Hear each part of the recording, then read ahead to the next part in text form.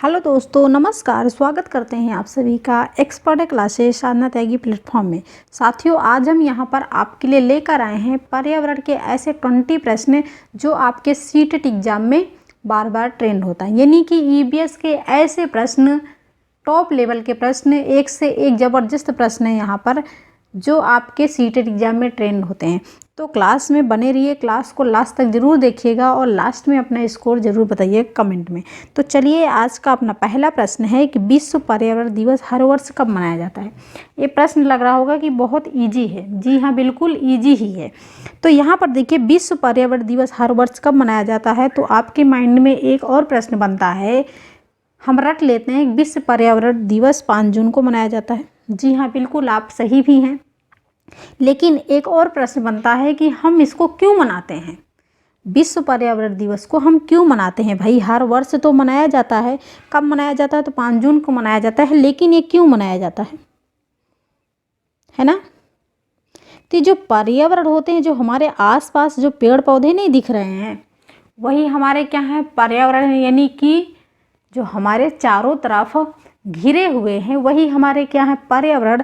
तो उन्हीं के पेड़ पौधे के बचाव के लिए, पेड़ पौधे के संरक्षण के लिए हम पर्यावरण दिवस मनाते हैं। क्लियर। यानी कि हर 5 तारीख को, 5 जून को हम क्या करते हैं कि पेड़ पौधों की देखभाल करते हैं और नए पेड़ लगाते हैं। ठीक। तो विश्व पर्यावरण दिवस की बात की जाए तो 5 जून को मनाया जाता है और पेड़ पौधे के बचाव के लिए, पेड़ पौधे के संरक्षण के लिए हम पर्यावरण दिवस मनाते हैं। आप सभी को पता है कि पेड़ पौधे का हमारे जीवन में कितना बड़ा योगदान है, हमारे जीवन में कितना बड़ा महत्व है। ठीक। फिलहाल यहाँ पर हमें एक ए ऑप्शन को लॉक करते हैं। प्रश्न नंबर 2 है कि रेड डाटा बुक किससे संबंधित है। बहुत ही मस्त प्रश्न रेड डाटा बुक से पूछा जाता है। रेड डाटा बुक किससे संबंधित है। रेड डाटा बुक में क्या होता है भाई, इसका रेड डाटा बुक का मुख्यालय कहाँ है। तो जब ऐसे प्रश्न पूछा जाए तो रेड डाटा बुक किससे संबंधित है, तो यहाँ पर ए ऑप्शन लॉक हो जाएगा। जो जीव जंतु होते हैं, जो पेड़ पौधे होते हैं,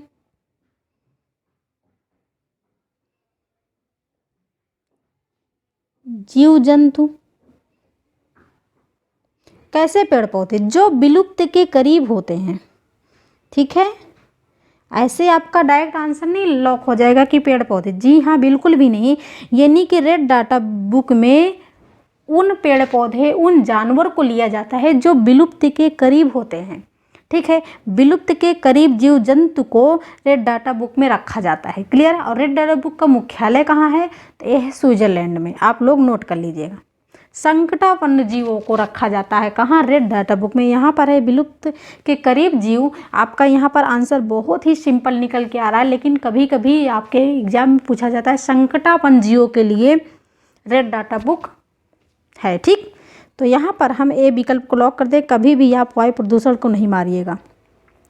प्रश्न नंबर 3 है, भारतीय गैंडा कहाँ पाया जाता है, जिसको बोलते हैं एक सींग वाले गैंडे, कहाँ पाए जाते हैं भाई। तो लॉक करिए C option, Kaziranga national park में क्या पाया जाता है, तो एक सींग वाले गैंडे पाए जाते हैं।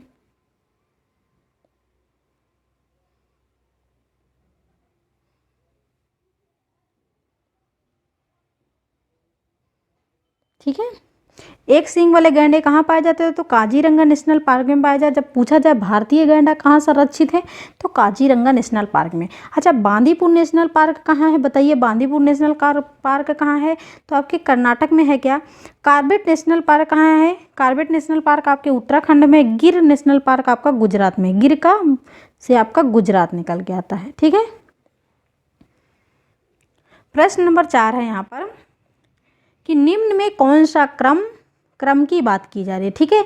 निम्न में से कौन सा क्रम पारिस्थितिकी तंत्र में ऊर्जा प्रवाह के स्रोत हैं। ऊर्जा प्रवाह के संबंध में सही है, या फिर आप कह सकते हैं ऊर्जा प्रवाह के स्रोत हैं। तो कौन सा ऐसा क्रम है भाई, जैसे उत्पादक है, अपघटन है, उपभोक्ता है, तो सब क्या है, क्रम है। तो इस विकल्प में ऐसा कौन सा क्रम है जो पारिस्थितिकी तंत्र में ऊर्जा प्रवाह के लिए सही है, जो हमें, जहाँ से हमें ऊर्जा मिलती होगी। तो भाई ऊर्जा के लिए तो हमें पेड़ पौधे से ही ऊर्जा मिलती है। बताइए, पेड़ पौधे से। तो हमारे पेड़ पौधे जो होते हैं, ये किसका काम करते हैं, तो उत्पादक का काम करते हैं। क्या बताइए, तो हमारे उत्पादक होते हैं, ठीक है। तो आप जिसमें भी ये अपघटन दिखे, उपभोक्ता की दिखे, इस विकल्प को आप क्या कर दीजिए, काट दीजिए। अब आपका ए विकल्प और सी विकल्प बचा है, जिसमें आपका उत्पादक, कभी भी आप अपघटन उपभोक्ता जब पहले दिखे तो आप उसको सबसे पहले विकल्प से बाहर निकालिए, जिससे आपका हल करने में आपको आसानी हो। तो जो उत्पादक है, और उत्पादक यहाँ भी है, उत्पादक यहाँ भी है, लेकिन आपको देखना है यहाँ पर कि अपघटन भी सबसे लास्ट में होता क्या, जो पेड़ पौधे जो होते हैं वो हमारे लिए ऊर्जा प्रवाह के स्रोत हैं, लेकिन जो पेड़ पौधे को कौन खाता है भाई, तो पेड़ पौधों को कौन खाता है, तो उपभोक्ता खाएंगे कि नहीं। पेड़ पौधों को जो जानवर होंगे, जिससे गाय भैंस हो गई, वही खाएंगे ना। शाकाहारी जो जीव होते हैं वो पेड़ पौधों को खाते हैं, और जो शाकाहारी जीवों को खाते हैं वो क्या कहते हैं, उनको क्या कहा जाता है, उनको अपघटन कहा जाता है ना। तो जो आपका अपघटन होगा जब आपका पीछे दिखेगा तभी समझ लीजिए सही है। ये विकल्प भी आपका सही है, गलत है, तो इसलिए सी विकल्प लॉक हो जाएगा। उत्पादक हमारे पेड़ पौधे हैं, और जो पेड़ पौधों को खाता है, जैसे गाय भैंस बकरी ये हो गई। जो शाकाहारी जीव होते हैं वो पेड़ पौधे से हमेशा उपभोक्ता में आएंगे, और आपका अपघटन हो जाएगा, जो उनको भी अपघटन कर जाते हैं, ठीक। यानी कि जीव जंतु को भी जो खा जाते हैं वो आपके अपघटन में आते हैं, तो इसलिए आपका सी विकल्प राइट हो जाएगा। प्रश्न नंबर 5 है कि वन्य जीव सुरक्षा अधिनियम पारित किया गया था, कब किया गया था भाई। वन्य जीव सुरक्षा, वन्य का मतलब क्या होता है, पेड़ पौधे, जीव का मतलब क्या होता है, जानवर।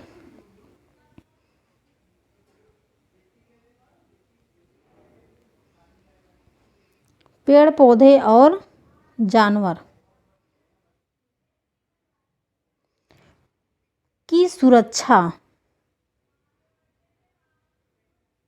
यही तो क्वेश्चन कह रहा है कि वन्य जीव सुरक्षा अधिनियम कब पारित किया गया, यानी कि पेड़ पौधे और जंगली जानवर के सुरक्षा के लिए जो अधिनियम बनाया गया, अधिनियम पारित किया गया, वो कब किया गया। ये जो अधिनियम बनाया गया, ये भाई बनाया गया वर्ष 1972 में। क्यों बनाया गया, तो पेड़ पौधों के संरक्षण के लिए, पेड़ पौधे के बचाव के लिए, और जंगली जानवर के सुरक्षा के लिए, ठीक है। यानी कि पेड़ पौधे के बचाव के लिए और जंगली जानवर की सुरक्षा के लिए वर्ष 1972 में वन्य जीव सुरक्षा अधिनियम पारित किया गया। सिंपल है, बहुत ही सिंपल है। आपका आंसर प्रश्न में ही मिल जाएगा, बस आपको थोड़ा सा दिमाग लगाने की जरूरत है, ठीक है। प्रश्न नंबर 6 है कि निम्नलिखित नृत्यों में से गुजरात से संबंध रखने वाला नृत्य कौन सा है भाई। गुजरात से संबंध रखने वाला नृत्य कौन सा, जो लोग गुजरात के हैं उनको अच्छी तरह पता है, ठीक है। तो यहाँ पर देखिए कौन सा है। ए विकल्प है आपका डांडिया, बी है कुचिपुड़ी, सी है बांस नृत्य, और डी है विदेशिया। तो देखिए डांडिया आपका कहाँ का है भाई, तो गुजरात का है, बताइए गुजरात का है, जी हाँ बिल्कुल। और कुचिपुड़ी कहाँ का है, आपका आंध्र प्रदेश का, आंध्र प्रदेश का है।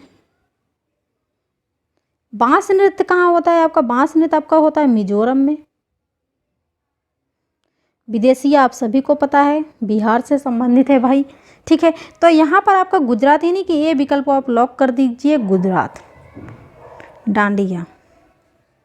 प्रश्न नंबर 7 है किसमें प्रोटीन नहीं पाया जाता है। आपको निगेटिव ऑप्शन चुनना है कि किसमें प्रोटीन नहीं पाया जाता है।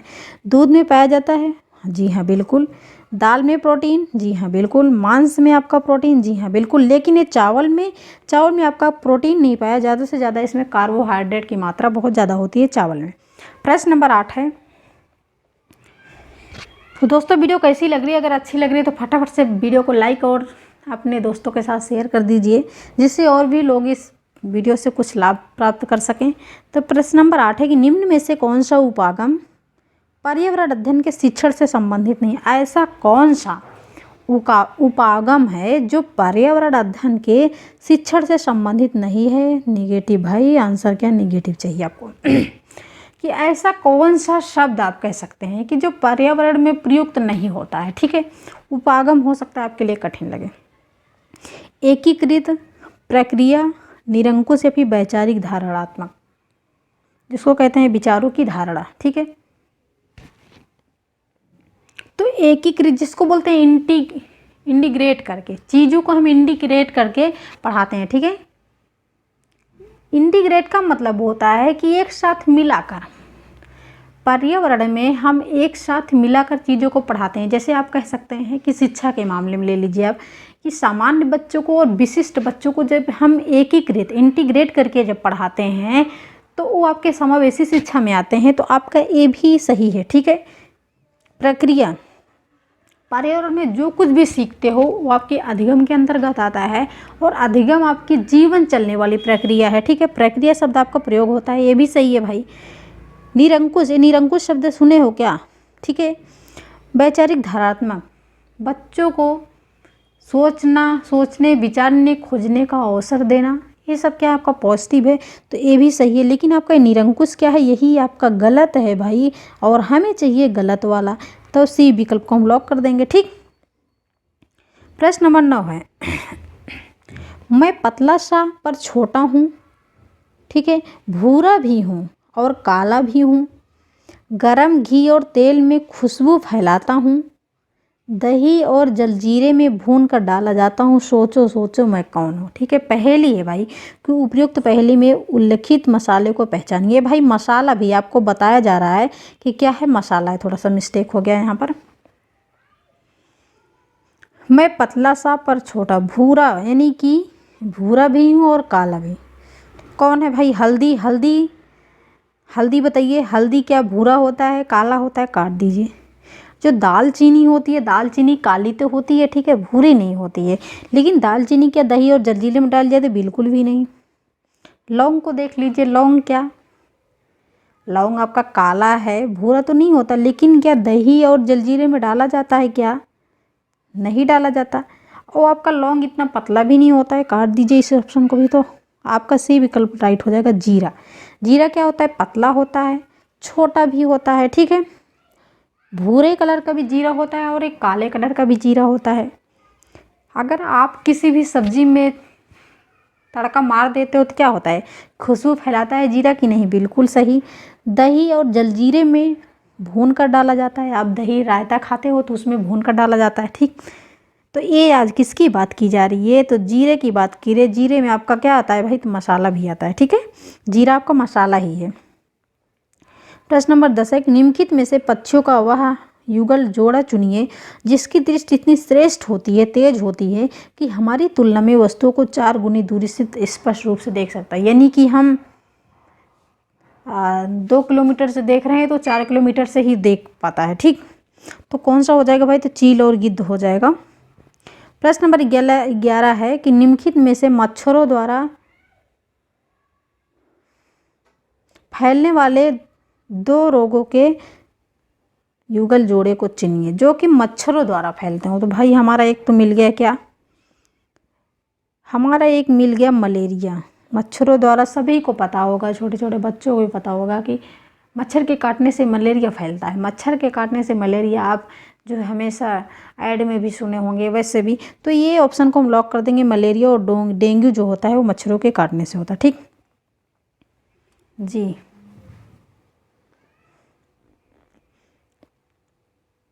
नहीं, यहाँ पे है कि मच्छरों द्वारा जो फैलता है भाई, नहीं, यहाँ पे थोड़ा सा ऐसे हो गया है, इसको काट देंगे। प्रश्न नंबर 12 है कि किसी पर्यटक ने किसी राज्य के ग्रामीण क्षेत्र के अधिकांश घरों के नीचे दिए अनुसार ब्यौरा दिया गया है, ठीक है। किसी पर्यटक ने किसी राज्य के ग्रामीण क्षेत्रों के घरों के बारे में ब्यौरा दिया है और बताया गया है कि इस क्षेत्र में वर्षा बहुत कम होती है, मौसम सामान्यतः गर्म रहता है और लोग मिट्टी के घरों में रहते हैं, ठीक है। घरों की दीवारें मोटी बनाई जाती है, इन दीवारों को मिट्टी से लीपा पोता जाता है, घरों की छतों को कटीली झाड़ियों से बनाया जाता है। यह राज्य कौन सा होना चाहिए भाई, मध्य प्रदेश, गुजरात, राजस्थान या फिर झारखंड। तो यहाँ पर झारखंड नहीं होगा भाई, यहाँ पर आपका हो जाएगा राजस्थान, क्योंकि राजस्थान में क्या होता है कि वर्षा बहुत कम होती है, यहाँ पर गर्मी बहुत पड़ती है, यहाँ के लोग मिट्टी के घर बनाते हैं और दीवारें बहुत मोटी मोटी बनाई जाती हैं, इन दीवारों को मिट्टी से पोता जाता है। और हाँ, ये क्वेश्चन आपका जो है प्रश्न आता है कि ग्रामीण क्षेत्रों में गाय के गोबर से घर को लीपा पोता जाता है, किससे बचने के लिए, तो वहाँ पे आपका बहुत सारे लोग जो हैं जो ऑप्शन टिक करते हैं वो करते हैं कि साफ़ सुथरा करने के लिए। तो कभी भी आप साफ़ सुथरा को मत मारिएगा, हमेशा याद रखिए कि कीड़ों को दूर करने के लिए, ठीक है। तो यहाँ पर आपका राजस्थान हो जाएगा कि लीपा पोता जाता है और जो छतें होती है कटीली झाड़ियों से बनाई जाती है। तो यहाँ पर हम घरों से सीटेट में जो है सीटेट के लिए एक वीडियो है घरों से, तो उसको आप लोग पढ़ लीजिएगा, उसमें सारे राज्यों के घर दिए गए हैं। प्रश्न नंबर 13, निम्नलिखित में से किस राज्य के संघ शासित क्षेत्र के लोग सरसों के तेल में बनी पकी मछली खाना पसंद करते हैं? यानी कि संघ शासित क्षेत्र हमारा कौन सा है भाई? तो कश्मीर हो जाएगा, जम्मू एंड कश्मीर, ठीक। और यहाँ के लोग किसके तेल में? तो सरसों के तेल में पकी हुई मछली खाना पसंद करते हैं। और जो गोवा की बात की जाए तो गोवा में नारियल के तेल में पकी हुई समुद्री मछली खाना पसंद करते हैं, ठीक है। जब गोवा की बात की जाए तो नारियल के तेल में,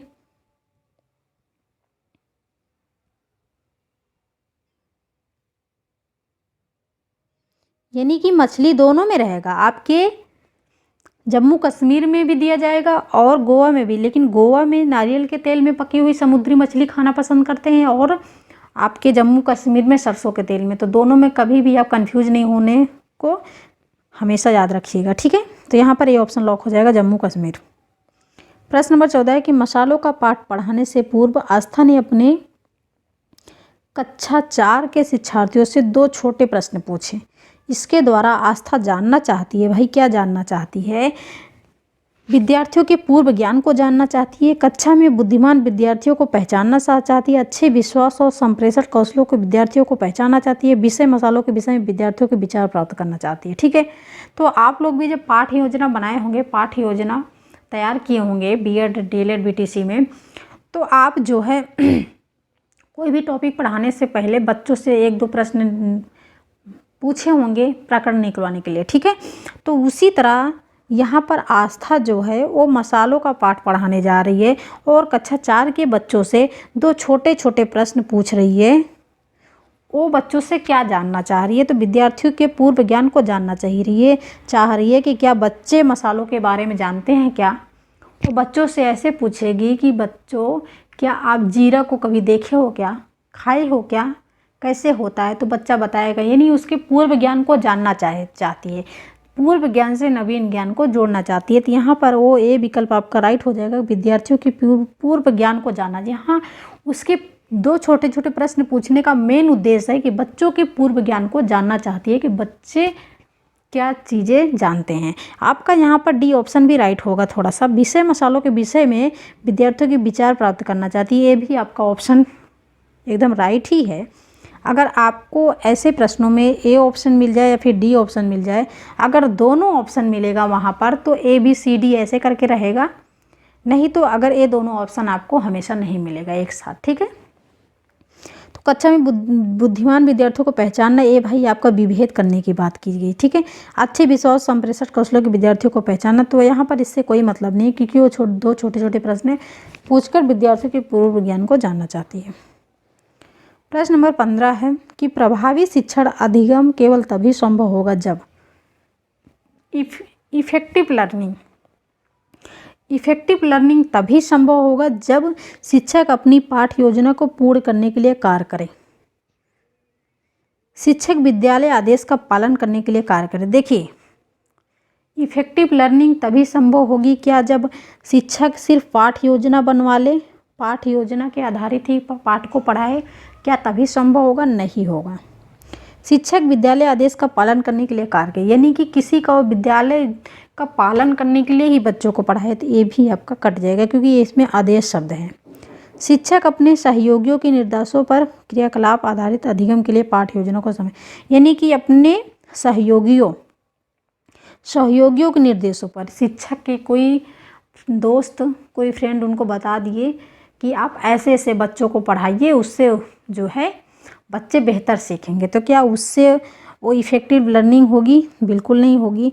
तो यहाँ पर डी ऑप्शन राइट हो जाएगा। क्या बताइए? शिक्षक के द्वारा आयोजित क्रियाकलापों में से बच्चों को ज्ञान का निर्माण करने और संप्रत्यों को समझने में सहायता मिलेगी। डी विकल्प बिल्कुल भी सही होगा कि अगर शिक्षक के द्वारा जो आयोजित क्रियाकलाप किए जाएंगे उससे बच्चों का ज्ञान निर्माण होगा और उनके जो है संप्रत्यों को समझने में सहायता मिलेगी। ठीक है। प्रश्न नंबर 16 है कि समूह कार्य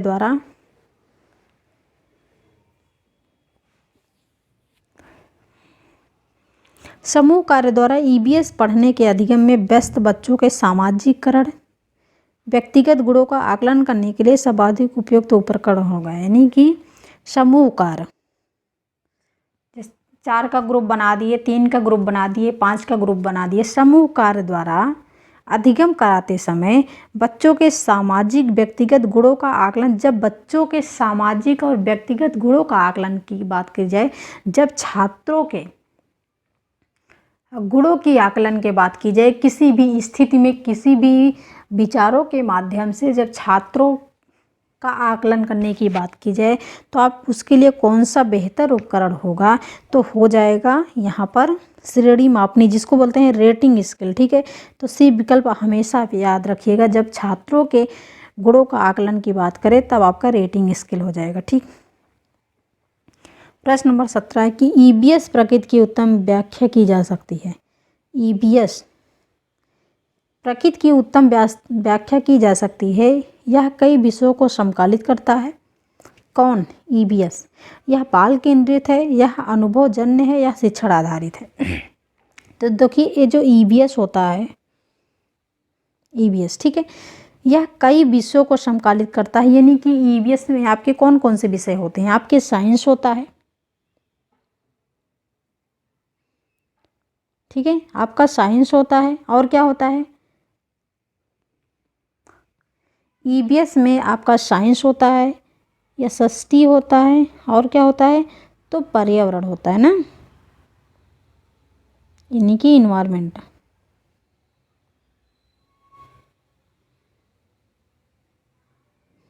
नोट कर लीजिए भाई, ऐसे समझ लीजिएगा। तो ईबीएस में आपका साइंस भी ईबीएस के अंतर्गत आता है, एसएसटी भी आता है और पर्यावरण भी आता है। ठीक। तो यह कई विषयों को समकालित करता है, बिल्कुल सही है। आप यह बाल केंद्रित है, बिल्कुल सही है। यह अनुभवजन है, बिल्कुल सही है। यह शिक्षण आधारित है, यही गलत हो जाएगा। तो किसमें भाई? ए बी सी ऑप्शन को लॉक करिए कि जो ईबीएस होता है ना वो कई विषयों को समकालित करता है। यह बाल केंद्रित शिक्षा है।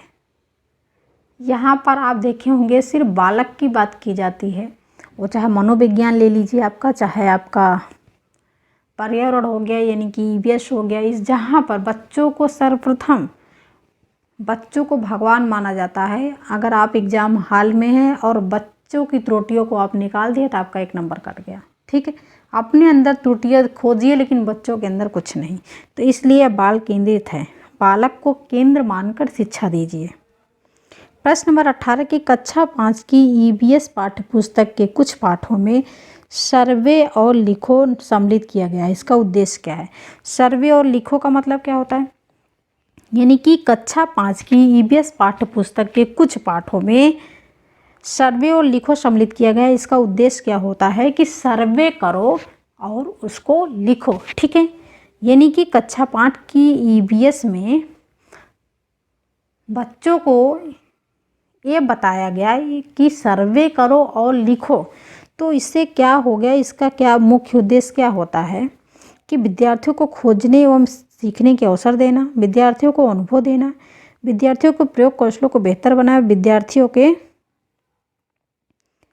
सामान्य जागरूकता को बेहतर बनाना। देखिए, विद्यार्थियों को अनुभव देना, अगर विद्यार्थियों को आप कुछ सिखा रहे हो तब तो अनुभव देना हो गया।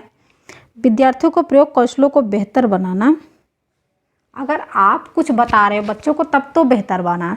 अरे भाई, कक्षा 5 की ईबीएस पाठ्य पुस्तक में ही, उसके पाठों में ही लिखा है कि सर्वे और लिखो, तब ये जो है क्या हो गया? आपका सी विकल्प भी कट जाएगा। विद्यार्थियों के सामान्य जागरूकता को बेहतर बनाना, क्योंकि आप कुछ नहीं बता रहे हो ना, आप बच्चों को कुछ नहीं बता रहे हो। अगर आप कुछ बच्चों को बताते और वहाँ पर पूछा जाता कि इसका मुख्य उद्देश्य क्या है, तब आपका ए लाइन सही होती। लेकिन बच्चों के ईवीएस के पाठ्य पुस्तक में ही, उनके पाठ में ही दिया गया है कि सर्वे और लिखो, सर्वे करो और लिखो। जो आप सर्वे करोगे उसका आप परिणाम लिखो, तो उसका जो मेन उद्देश्य है वो क्या होगा, तो विद्यार्थियों को खोजने एवं सीखने के अवसर देना। ए विकल्प यहाँ पर लॉक हो जाएगा। तो विद्यार्थी क्या करेंगे,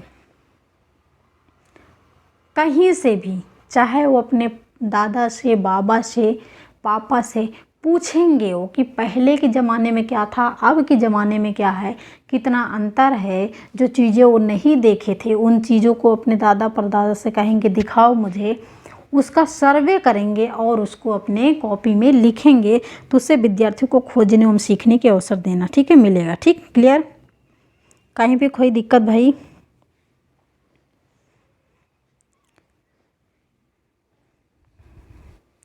प्रश्न नंबर 19 है, सिनकोना पेड़ के किस भाग का उपयोग मलेरिया के उपचार के लिए किया जाता है? तो छाल, ठीक है, सिनकोना पेड़ के छाल का उपयोग मलेरिया के उपचार के लिए किया जाता है। प्रश्न नंबर 20 है कि निम्नलिखित कथनों पर विचार कीजिए कि लौंग व केसर फूल से प्राप्त होता है। बिल्कुल सही, आपके टेट एग्जाम में पूछा जाता है केसर कहाँ से प्राप्त होता है, तो फूल से प्राप्त होता है। केला, कद्दू व तोरई जैसे फूलों को खाया जाता है, बिल्कुल, पकौड़ा बना के टेस्ट करिए। फूलों की घाटी उत्तराखंड में अवस्थित है, बिल्कुल सही है। उपरोक्त में से कौन सा कथन सही है, हमें सही वाला देखना है। तो ए बी सी क्या है, तीनों सही है भाई, बताइए। डी वी ऑप्शन को लॉक करिए, ये सभी सही है। तो दोस्तों ये वीडियो आपको कैसी लगी? अगर अच्छी लगी तो फटाफट से लाइक करिए और वीडियो को ज़्यादा से ज़्यादा लोगों तक शेयर करिए, जैसे कि आपके फैमिली में कोई हो गया, फ्रेंड्स में हो गया, ठीक है। क्योंकि ये वीडियो आपके सीटेट लेवल के प्रश्नों की है। जो प्रश्न सीटेट में आपके ट्रेंड होते हैं, अगर यहाँ से आप पूरी वीडियो देख लेते हो तो आपके एकदम कंफर्म है कि सीटेट में कोई ना कोई क्वेश्चन आपके आएंगे, ठीक है। तो दोस्तों वीडियो को ज़्यादा से ज़्यादा लाइक करिए और शेयर करिए भाई। लाइक करने में तो कंजूसी मत करिए। Thanks for watching video. This is Sadhana Tyagi, expert classes.